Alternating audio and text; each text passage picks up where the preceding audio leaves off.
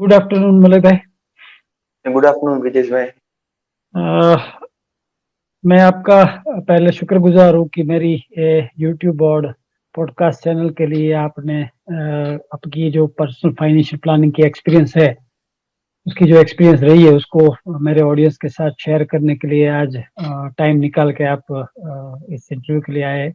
So thank you very much for giving time to my channel. Thank you and thank you for the invite.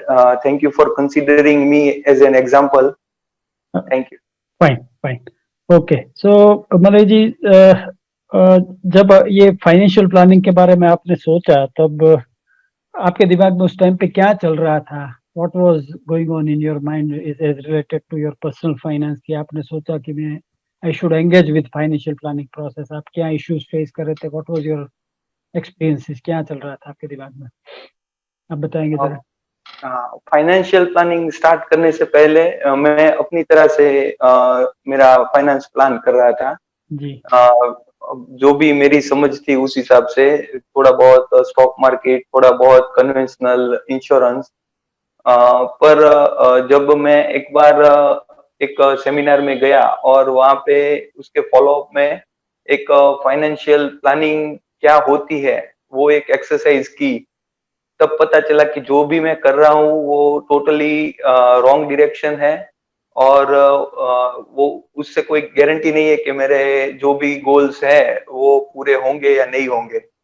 और दूसरा, जो भी मैं conventional insurance insurance plus return type के जो conventional रहते हैं उसमें इन्वेस्ट कर रहा था, जो ना ही इंश्योरेंस के लिए सफिशिएंट थे ना ही रिटर्न के लिए सफिशिएंट थे। तो वो एक बार फाइनेंशियल प्लानिंग की एक्सरसाइज के गो थ्रू करने के बाद पता चला। Okay, so fine. बेसिकली आपको थोड़ा दिमाग में चल रहा था कि आप जो कर रहे हैं वो शायद आपको जो रिक्वायर्ड है उसके हिसाब से सही राशि जमा करके नहीं दे सकता है, तो जी। उसकी वजह से आपको ऐसा लगा कि let you should indulge in the financial planning process. Fine. तो इश्यूज तो आपने बताए थे कि आपकी इन्वेस्टमेंट चल रही थी वो इंश्योरेंस में थी, तो आपको एडिक्वेट रिटर्न भी नहीं मिल रहा था और आपकी इंश्योरेंस भी सही नहीं थी, ये सारे इश्यूज टाइम पे थे। तो जब आप फाइनेंशियल प्लानिंग प्रोसेस में इन्वॉल्व हुए तो स्टेप बाय स्टेप, जैसे रिस्क प्रोफाइलिंग है, फाइनेंशियल गोल आर्टिकुलेशन है, इन्वेस्टमेंट ऑब्जेक्टिव है, वो जो स्टेप बाय स्टेप प्रोसेस थी उस प्रोसेस के बारे में बताया कि आपने उसमें से since you went through the process, तो व्हाट वाज द प्रोसेस और आपको प्रोसेस के थ्रू एज ए इंडिविजुअल आपको क्या क्लैरिटी आई और आपको क्या कॉन्फिडेंस बढ़ा passing through that process? Financial planning की प्रोसेस स्टार्ट करते ही पहले तो अ, क्या गोल होने चाहिए। जो मेरे गोल थे वो बहुत ही शॉर्ट टर्म थे और लॉन्ग टर्म विजन नहीं था। तो ये गोल सेटिंग की एक्सरसाइज के बाद वो पता चला कि क्या गोल होने चाहिए और उस गोल की अभी की राशि के हिसाब से फ्यूचर में क्या रिक्वायरमेंट रहेगी वो भी पता चला। कि अभी मैं सपोज मेरे का कोई 5 या 10 लाख का कोई गोल है, तो फ्यूचर में उसकी वैल्यू शायद 25 या 30 लाख भी हो सकती है जब वो उसकी जरूरत पड़ेगी। तो एक तो वो क्लैरिटी आई। दूसरा कि गोल बेस्ड इन्वेस्टमेंट, अभी जो भी मैं इन्वेस्टमेंट कर रहा था वो विदाउट यानी टोटल रकम ये चाहिए और टोटल ये इन्वेस्ट कर रहा हूँ, तो गोल बेस्ड 5 साल के बाद इतना चाहिए, तो अभी उसके हिसाब से ये प्लान हो रहा है। तो वो एक क्लैरिटी आई। दूसरा कि मैं जो भी कर रहा था, एक तरफ से इन्वेस्ट कर रहा था, एक तरफ मेरा पर्सनल लोन था। तो पर्सनल लोन में मैं ज्यादा इंटरेस्ट पे कर रहा था, जबकि मैं जहाँ इन्वेस्ट कर रहा था वो कम रिटर्न दे रहा था। तो फाइनेंशियल प्लानिंग की एक्सरसाइज के बाद वो पता चला कि I should quit my current investment and adjust it against my current dues. तो वो मैं एक एक्सरसाइज की जो मैंने जिससे भी मेरी फैमिली में बात की उनको शॉकिंग लगी कि भाई इंश्योरेंस को सरेंडर करके ये करना कोई ठीक बात नहीं है। तो एक वो चीज क्लैरिटी आई मेरे को।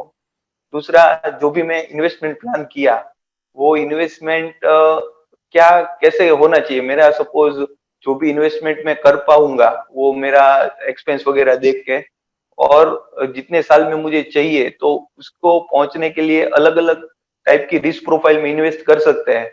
तो मेरा जो भी प्रोफाइल था उसके हिसाब से अभी मेरा प्लान हुआ। जो मैं कर रहा था वो मेरे से बहुत ही एग्रेसिव मैं कर रहा था। तो उसमें रिस्क बहुत था। ये अभी एक मॉडरेट लेवल पे मैं इन्वेस्ट कर रहा हूँ। फाइन। तो बेसिकली तीन चीजें निकल के आई आपकी जो एक्सपीरियंस थी उसमें कि आपकी फ्यूचर क्या है उसकी उसको क्वांटिफाई किया गया इन्फ्लेशन के हिसाब से, और फिर आपकी कैश फ्लो को प्लान किया गया और आपकी कैश फ्लो को उसी के हिसाब से फ्यूचर इन्वेस्टमेंट में डाला गया। That is what you went through. Fine. तो अभी सिंस आपकी फाइनेंशियल प्लानिंग हो चुकी है और you are into your implementation phase, और इम्प्लीमेंटेशन फेज में भी साल निकल गए आपके, तो बेस्ड ऑन योर एक्सपीरियंस आपको फाइनेंशियल प्लानिंग प्रोसेस के थ्रू आपको नॉन फाइनेंशियल बेनिफिट्स क्या नजर आए आपकी खुद की एक्सपीरियंस से, वो जरा मेरे ऑडियंस को बताएंगे। एक तो मेन चीज है कि कॉन्फिडेंस आया अभी, कि अभी फ्यूचर में जो भी गोल है वो अचीव तो होने ही होने हैं अगर मैं अपनी डिसिप्लिन कंटिन्यू करूंगा। ओके। दूसरा, जो भी इंश्योरेंस वगैरह था, मेडिकल या लाइफ इंश्योरेंस, वो एडिक्वेट नहीं था। तो एक हमेशा मन में डर रहता था कि कभी कुछ इमरजेंसी आ पड़ी या कुछ फैमिली पे ऐसा आ गया तो क्या होगा। तो अभी वो सब प्लान है, वो सब चीजें, इमरजेंसी फंड है, इंश्योरेंस है, तो और एडिक्वेट इंश्योरेंस है, तो उस हिसाब से एक काफी पीस ऑफ माइंड आ गया कि अभी उतना कुछ टेंशन की बात नहीं है। आप अगर जो भी प्लान किया है उस हिसाब से इन्वेस्टमेंट और डिसिप्लिन में रहेंगे तो कोई दिक्कत नहीं आएगी। ओके, तो मतलब आपको आपकी फाइनेंशियल फ्यूचर के बारे में आपकी कॉन्फिडेंस बढ़ गई और आपकी क्लैरिटी ज्यादा आ गई। That is what you tangibly achieve through financial planning process. और अगर हम फाइनेंशियल टर्म्स में बात करें कि फाइनेंशियल टर्म्स में आपको क्या बेनिफिट जो मिला, क्योंकि टाइम नॉर्मली ये जो फाइनेंशियल प्लानिंग प्रोसेस होती है जिसकी इम्प्लीमेंटेशन की, वो लाइफ लॉन्ग होती है। जब आप जॉब ज्वाइन करते हो तब शुरू होती है, और जब रिटायर होते हैं तब तक आप पैसे इकट्ठा करते हो, और इंटरमीडिएट जो बच्चे की शादी पढ़ाई के गोल हम अचीव करते हैं वहां पे हम पैसे यूज करते हैं, फिर रिटायरमेंट के बाद हम उसको यूज करते हैं। So it's a life long journey, और फिर नेक्स्ट जनरेशन को भी हम ट्रांसफर कर सकते हैं। तो since it's a life long journey, तो वो जर्नी के अभी आप बहुत ही शुरुआती स्टेज में आप हो। बट जो शुरुआती स्टेज में आपको फाइनेंशियल जो उसके बेनिफिट मिले उसके बारे में जरा आप मेरे ऑडियंस को बताएंगे कि व्हाट फाइनेंशियल बेनिफिट्स आपको लग रहे हैं इस प्रोसेस के थ्रू। फाइनेंशियल प्लानिंग करते हुए मुझे करीब 2.5-3 साल हुए हैं। उससे पहले मैं अपने बारे में पहले बताऊं तो मैं एक सैलरीड पर्सन हूँ, एक पब्लिक लिमिटेड कंपनी में जॉब करता हूँ। मैं पहले ही जॉब जब स्टार्ट किया तब से मैं इन्वेस्टमेंट चालू किया कन्वेंशनल इंश्योरेंस में, और until I started financial planning में वो कंटिन्यू करता रहा। उसमें मैंने एक दो इंश्योरेंस ऐड किए। फाइनेंशियल प्लानिंग जब स्टार्ट की तब मैं ऑलरेडी मेरे पास 3 इंश्योरेंस थे। उसके अगेंस्ट में मेरी 2 लोन थी जो होम लोन थी। तो जो इन्वेस्टमेंट में कर रहा था वो होम लोन के इंटरेस्ट से भी कम रिटर्न वाले में इन्वेस्ट कर रहा था, और दूसरा मैं होम लोन कम पड़ने से थोड़ी पर्सनल लोन भी ली थी। तो वो सब कुछ मिला के मेरा नेगेटिव इन्वेस्टमेंट ही हो रहा था। जो भी रिटर्न मिल रहा था वो इन्फ्लेशन को तो बीट नहीं कर पा रहा था, मेरा जो करंट एक्सपेंस था उसको भी बीट नहीं कर पा रहा था। तो अभी जो मेरा इन्वेस्टमेंट हो रहा है वो इन्फ्लेशन को तो बीट कर रहा है, पर नॉर्मल जो रिटर्न होती है एक अच्छे इंस्ट्रूमेंट में इन्वेस्ट करने से उसको भी बीट कर रहा है। आपको मैं बताऊं तो मेरा अभी 3 साल का जो पोर्टफोलियो है उसका एनुअल रिटर्न 25% के करीब अभी चल रहा है, तो वो काफी अच्छा बोल सकते हैं। फाइन। सो फाइनेंशियल रिटर्न भी आपको जो प्रोसेस के थ्रू पसार हुए तो आपकी फाइनेंशियल रिटर्न भी बढ़ी हुई है जी।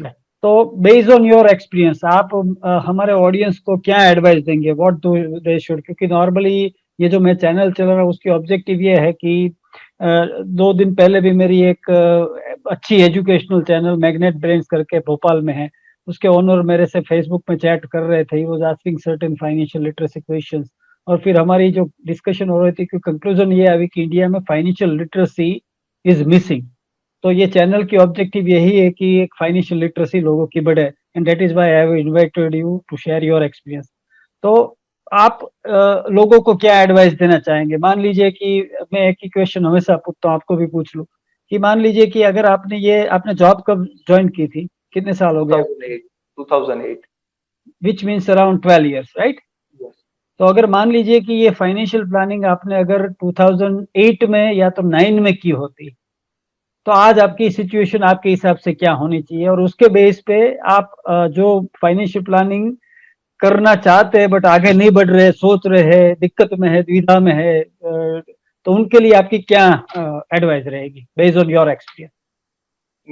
जैसे मैंने बताया कि मैं 3 साल से ये फाइनेंशियल प्लानिंग चालू की हम्म। और 10 साल में कन्वेंशनल इंस्ट्रूमेंट में इन्वेस्ट करता रहा। तो अगर वो 10 साल मैं भले जितना भी कर पाया, तब की स्टार्टिंग सैलरी से लेके जो भी कर पाया होता, तो अभी मैं इस पोजीशन में होता कि शायद मैं डेट फ्री होता, क्योंकि मैं अपना लोन तब उस हिसाब से प्लान किया होता और अभी शायद वो सब मैं पूरा कर चुका होता। और दूसरा, मेरा इन्वेस्टमेंट को एक काफी टाइम मिला होता। इन्वेस्टमेंट में मेन चीज है आपको टाइम देना पड़ता है। तो वो 10-12 साल का टाइम मैं ऑलरेडी दे पाया होता, जो अभी 3 साल ही हुआ है। तो रिटर्न में काफी काफी फर्क पड़ जाता अगर 10 साल पहले कोई मेरे को ये चीज बताता कि ऐसे करना चाहिए होता। तो दूसरा, मैं सबको ये बताऊंगा कि अपने को लगता है कि मेरे को सब मालूम है, फाइनेंशियल में अपना मैनेज कर पाता हूँ और कर पाऊंगा, तो ये गलत चीज है।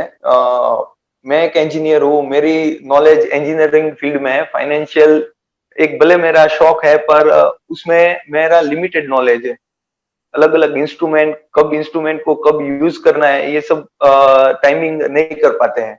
तो उसमें काफी रिटर्न में कमी आ जाती है या फिर नेगेटिव भी चला जा सकता है। तो एक प्रॉपर प्रोसेस के थ्रू अगर ये इन्वेस्टमेंट किया जाए तो वो फ्रूटफुल रहता है। और सबको एक बार एटलीस्ट एक्सप्लोर करना चाहिए, फिर अपने आप ही वो उसमें जुड़े रहेंगे।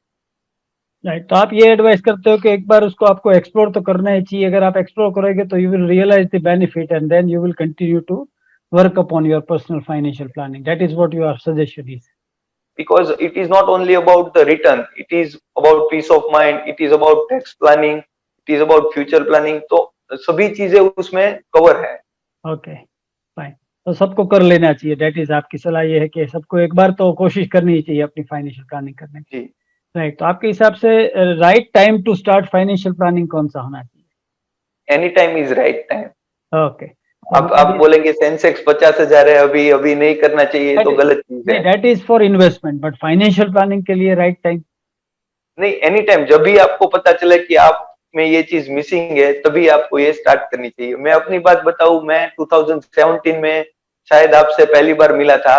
तब मैंने अपना फाइनेंशियल प्लानिंग एक बार करवाया था। तो तभी मेरे को पता चला कि अभी जो भी मेरा एक्सपेंस है वो इतना, यानी कुछ नेसेसरी था, कुछ मैं अननेसेसरी भी कर रहा था। तो पता चला कि वो करना ही नहीं चाहिए था और मेरे पास उतना सेविंग ही नहीं हो पा रहा है उसकी वजह से कि मैं कुछ इन्वेस्ट कर पाऊं। तो आपने बोला था कि पहले आप एक सेविंग का एक रकम बनाओ, उसके बाद हम ये चालू कर सकते हैं। 2 साल बाद वो सब मटेरियलाइज हुआ और तब से ये चालू हुआ। तो एक बार चालू करने के बाद भी थोड़ा टाइम लगता है, नहीं कि वो दूसरे ही दिन से आप चालू हो जाओ। सही है। So Malay ji, thank you very much for your time. और आपने आपकी जो एक्सपीरियंस शेयर किया, आई होप कि आपकी एक्सपीरियंस जो मेरी ऑडियंस ये चैनल देखेगी उसको आपकी जो एक्सपीरियंस है उसके बेस पे अपनी पर्सनल फाइनेंस को बेहतर बनाने में हेल्प करेंगे। Thank you. Thank you.